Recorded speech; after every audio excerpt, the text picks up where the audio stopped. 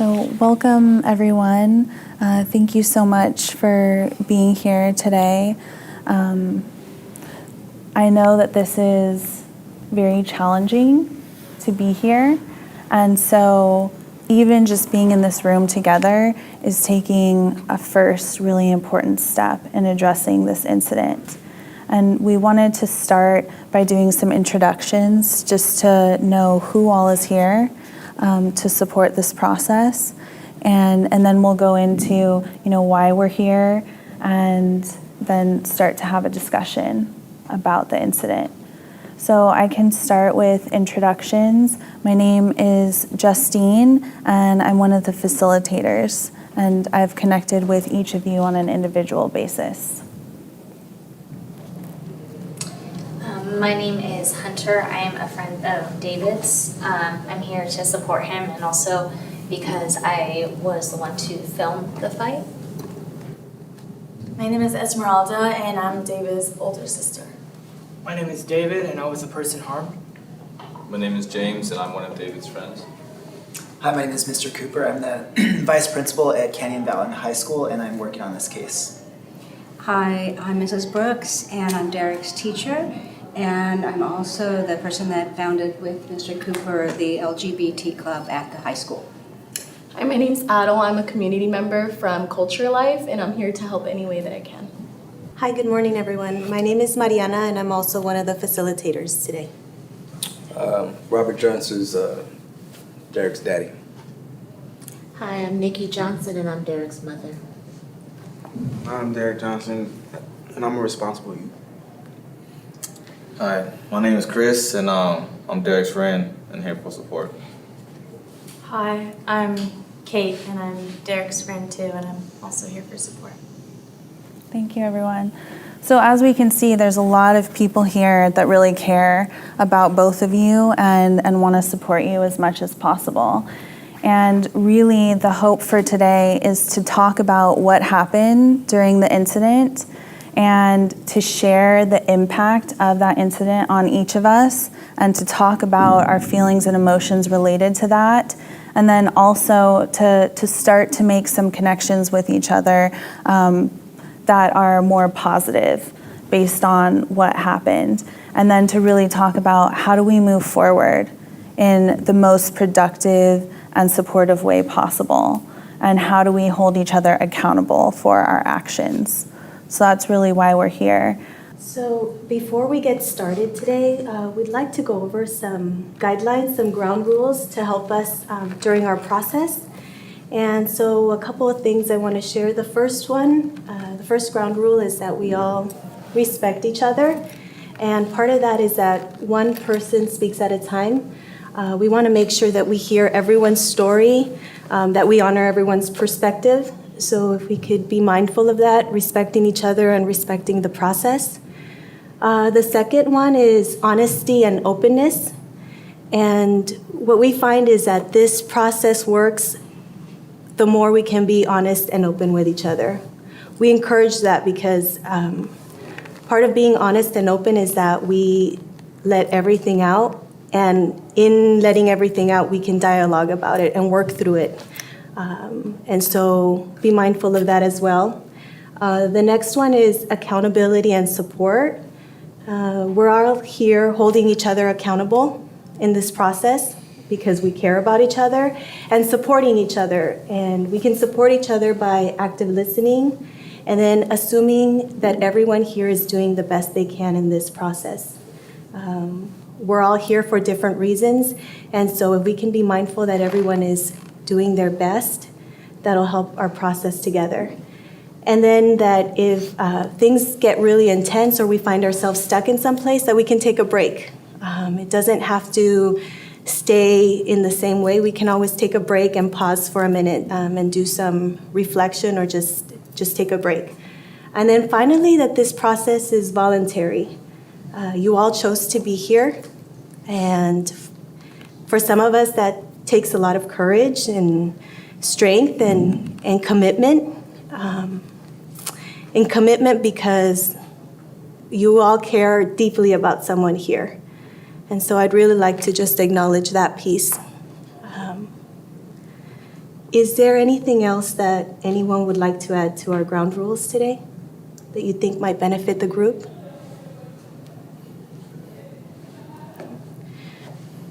Does everyone think we could follow these ground rules for the remainder of our time together? Okay. Thank you. Thank you, Mariana. And so we're just going to start the process now. I just wanted to remind everyone about the confidentiality form that we all filled out and signed as we came in. And basically, that's to say that everything that we talk about here is confidential and will not be shared outside of this space. Does everyone agree to that? And really, that's to allow us to share as openly and as much of our experience as possible. So nothing that we share here will be held against us outside of this space. It's really just to be as open, as honest as possible. So the one caveat to the confidentiality form is mandatory reporting. So Derek, if you can share with us what happened and what you can take responsibility for.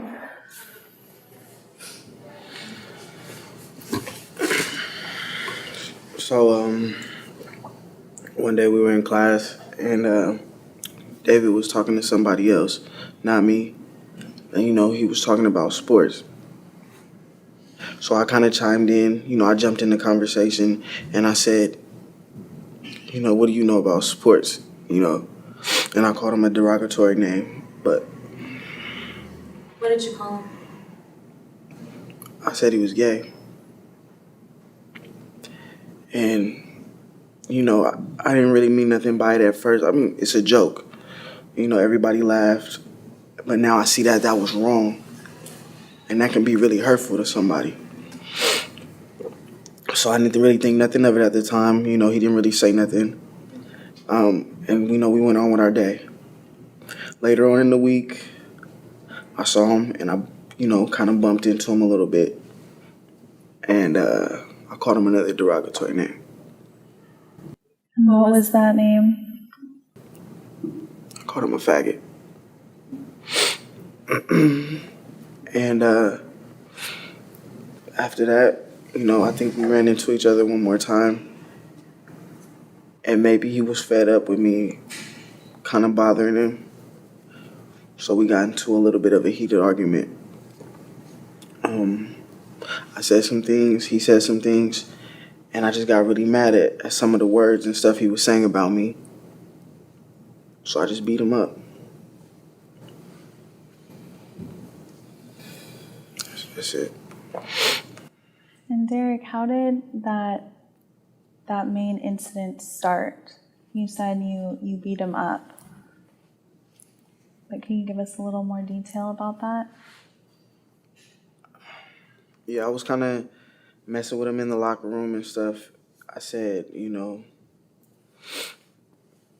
probably do like to play football with boys, huh? And, I think that kind of was the last straw for him. Because then he said something about me being black. And, he said some derogatory terms towards me being black. And I just got furious and I just took off on him. Meaning I started hitting him. How are you feeling at the time when all of that was happening? I guess I knew it was wrong, but at the time, you don't really think about being wrong or really reflecting on what I was doing. I wasn't really thinking, just kind of doing something just to do it. And then, when he said those things about me, I couldn't stand it, And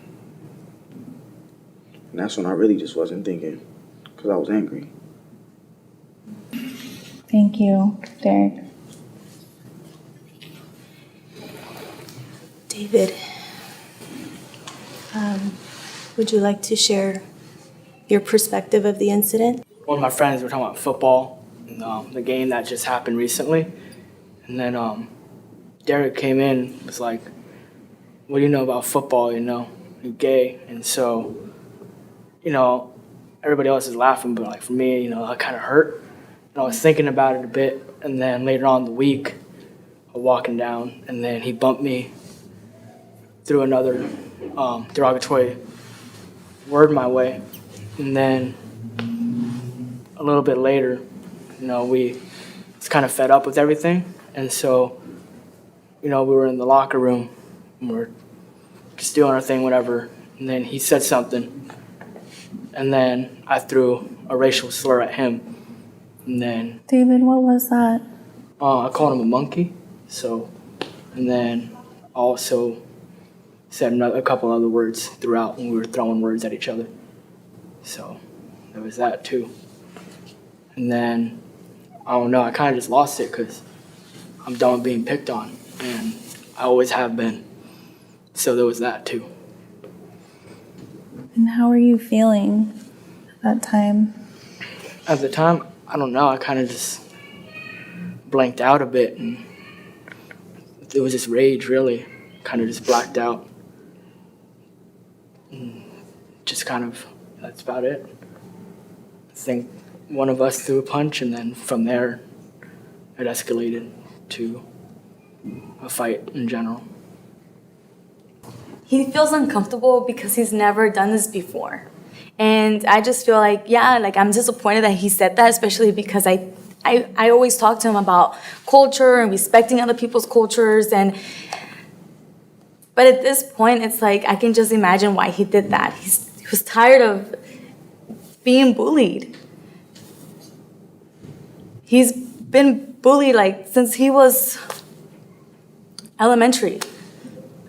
And it wasn't right for him to fight back. At the same time, who was he gonna tell? And I'm shocked that he didn't tell me, because I always thought we had a good relationship.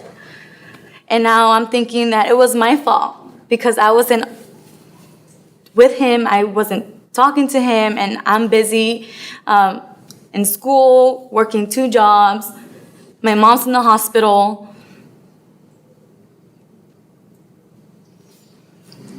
Something could have gone really bad that day. Esmeralda, what was your experience like that day, when you heard about what happened to David? When I got a call from the vice principal, I was scared. I was scared that he was seriously injured because he wasn't really telling me a lot over the phone. And so when I went to pick him up, I was just worried, what happened to him?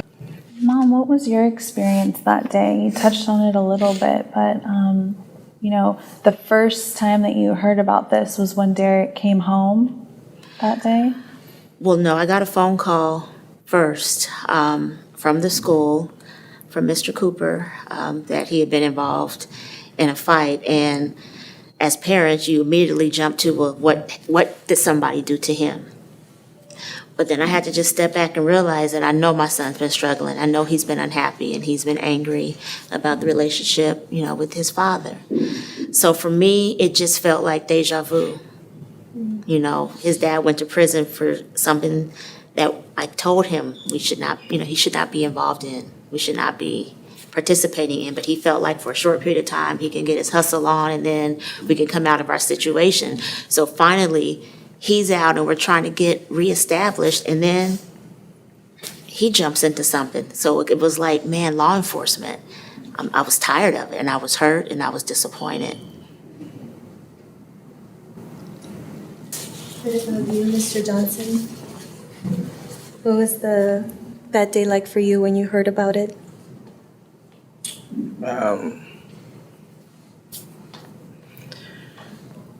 I was, definitely disappointed and whatnot. But, Derek, he's a good kid. He tries to stay on top of his studies and, and do the right thing for the most part. And truthfully, I know a lot of his struggles is because of me, and I've been trying to reconnect with him and let him know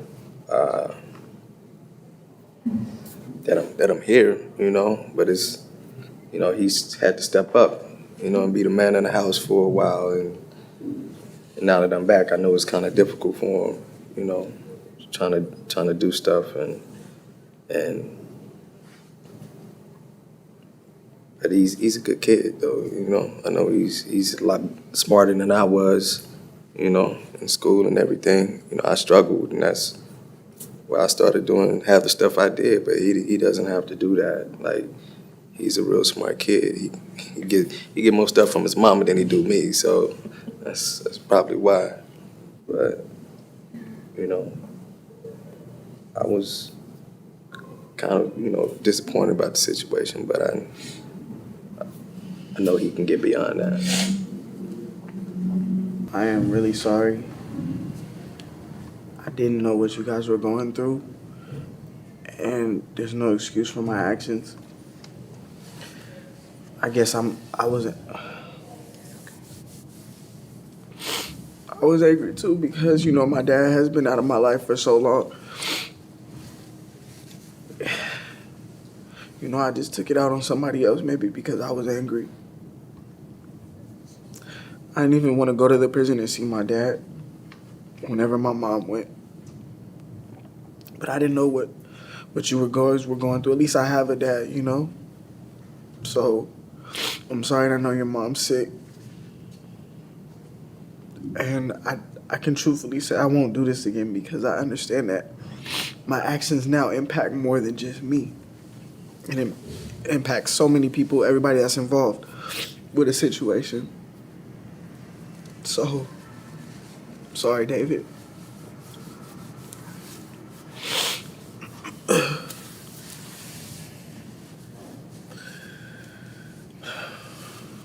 So first of all, I want to thank David and Derek for coming in and sharing your stories with us. It's really brave and courageous of you to be here with us. As I was growing up, I was also bullied, coming from different races, and being the first generation in my family. It was very difficult for me, and I'm pretty sure not a lot of people were aware of how to approach me. And I feel like if we had more knowledge of this situation, or we had more knowledge of the culture or the backgrounds that we come from, that we're better able to approach the situation.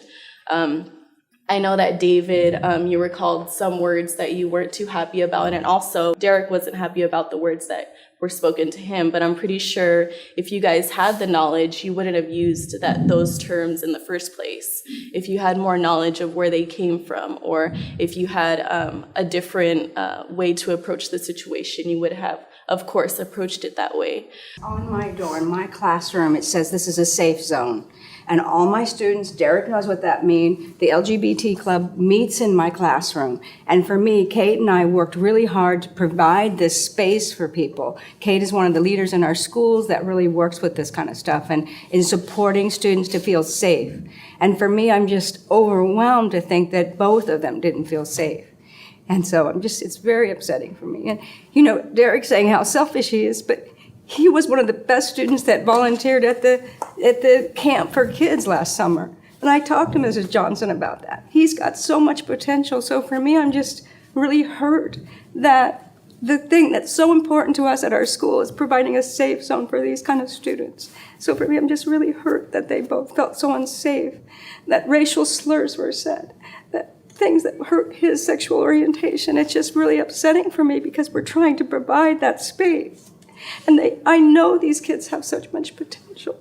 So it's just really upsetting to think that they hurt each other that way, because I know there's so much there for both of them. Help me understand this. So, Derek, you've been talking about all these stuff to these folks, but, you know, you haven't, you know, we can't even sit down and have a conversation. You know, you didn't even want to come see me, but so this your new family that you got or something? Like, That's not it. You just been gone so long. I don't really know how to talk to you. And Dad, I think, you know, right now we're focusing on the incident that occurred and the fight that happened. And what you're saying is so important. And I think there's a lot happening here, right? We're a whole school community and the family is here. And so I know that it's a lot for you, right? It's like he's got these relationships with other people, and how does this all fit together? And I think that's something that we can really dive into when we talk about the support plan and the action plan. How can we create some better communication lines between both of you? And maybe that would be helpful as a next step after today. And I think that's a really valid point. How do we open up those lines of communication and between school, right? Because it seems like you're feeling the same way. Like, why did this even happen? Maybe we could have prevented it because we have all of these proactive things that we do at the school site. Mm-hmm. We've got allies, we've got support, we've got people who care to support the families. Mr. Johnson, we want to support you as much as we can. Mrs. Johnson, Esmeralda, and your mother, we want to support the families. And that's the main point, really, for both of you, David and Derek, that you have a lot of people here that want to support and help you, and that next time something comes up and those emotions are bubbling up and you're feeling bullied or maybe alone or frustrated or angry, that there's a different way of working through it, that you can go to people that you trust. And we're all here making that commitment to you that we want to do that, right?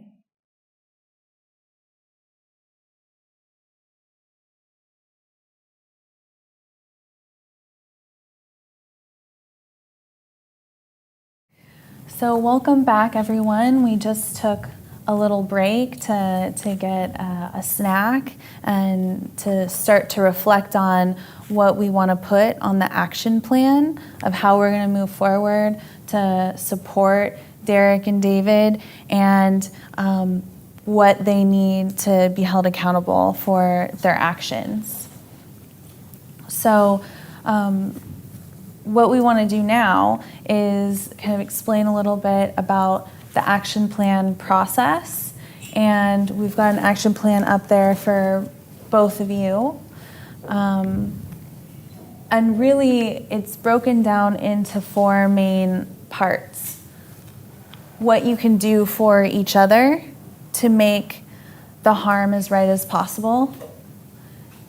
What you can do for your school community and the community outside your school to contribute back in a positive way. And how you can build stronger relationships with your family. So we talked a lot about that in the first part of the conference of, maybe there was a breakdown in communication and everyone's been very busy. So how can we work on those relationships moving forward? And then also yourself. So what do you need as support moving forward so you feel comfortable and like you can complete this plan and like you have everything that you need to be successful at school and in your community? All of us will be contributing to the plan. And really, this is a time for us all to also agree on the plan. So we can't put something up there unless we all feel like we're in agreement that that's a good way of moving forward. And it's okay to speak up and say, I'm not feeling comfortable with that, or I don't think I can actually complete that, and we'll check in with each other. Derek's action plan, it needs to be very specific. So we've got due dates up here, and how long whatever action it is, how long that's going to take, and who can support Derek in that piece of the action plan. So we'll all be contributing to the support of him completing this. Well, my first idea was to attend maybe one or more meetings of the LGBT with David so I can further understand him and to, be more comfortable with what he's going through. David, how does that sound to you? I'd be on board with that, and I think it'd be great and whatnot. So. Okay, you'd be comfortable with him coming? Yes. Is there usually a teacher there? I just feel like it's still kind of fresh. Like, would there be a teacher there? So we both attend these okay. meetings, so we both feel very strongly about this issue. Kate and some of her friends also come as allies. And so it's not just LGBT students, but it's also Mr. Cooper and myself, and some of the allies come to the meetings as well. And everyone's welcome for what they want to feel safe for. Great, okay. So Derek, if you want to put that right here under David. And when did those meetings happen?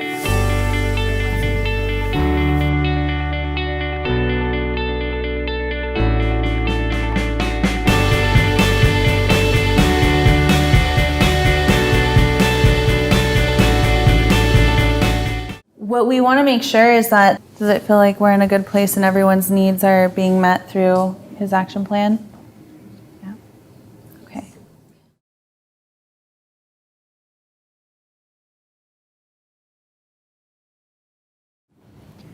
So thank you so much to everyone for contributing to the action plans and really being active members of this process. We've come a long way during this time together, and we've shared a lot. And so I'd really like to just check in with you all right now, and if we can go around the circle and just share one word of how you're feeling right now as we close this circle together. And I can start. I'm feeling really peaceful. Relieved. I am feeling very grateful. I'm feeling unburdened. I'm feeling hopeful. Like we're gonna be all right. I'm also feeling gratitude. This experience has made me more aware. I'm feeling incredibly proud of these two young men. I'm feeling very inspired. I feel at ease. I'm feeling optimistic. Tired, but acknowledged. I feel lighter. Thank you everyone for sharing. It sounds like from your words that we're in a much better place than when we started here today. And I just really appreciate you all being so open and vulnerable and participating so fully. And really the next step is that we'll share the action plans with you and keep you all updated as they are completed. And then we'll have an acknowledgement and celebration at the end when the action plans are completed. So we'll all stay in the loop until that process ends. Sound good? Okay. So thank you all again for being here today. Great job.